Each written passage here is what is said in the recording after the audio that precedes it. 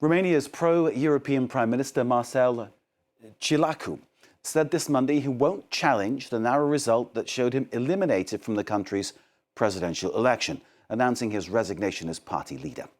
Ciolacu came third with just over 19% in Sunday's election.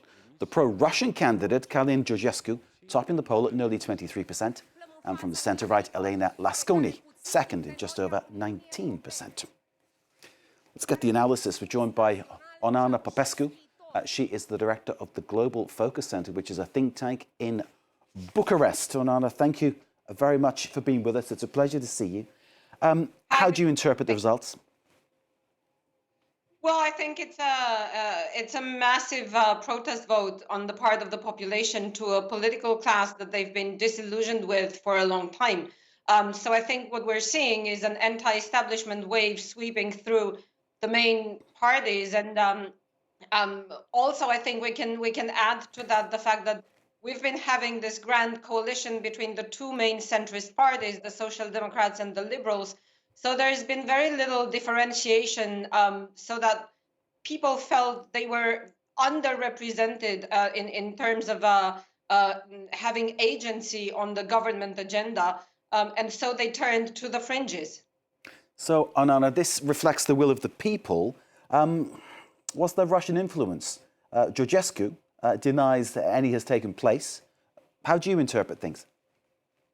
Well, that's a very good question, and it's still work in progress, because nothing can explain in sociological terms the fact that just 2 weeks ago he was somewhere around 1%, then 5%, then a maximum of 8-10%. That's where the opinion polls were measuring him, far from the 22% he eventually came to get. So this could be TikTok, and in itself, this is a new era that we're entering, where you can actually be the underdog, just come out of the blue, use one social media network to campaign, the most untransparent one, and almost become president. But on top of that, it doesn't look like this was organic, and there are lots of questions as to who funded this, who masterminded this.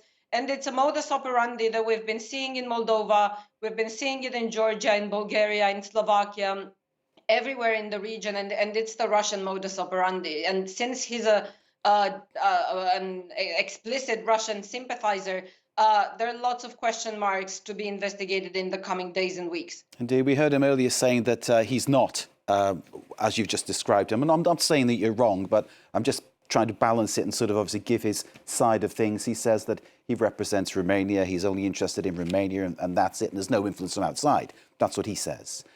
He is a man without a party, isn't he? He's got no party, no structure behind him. So I think what you're saying kind of points to a certain amount of support from somewhere else.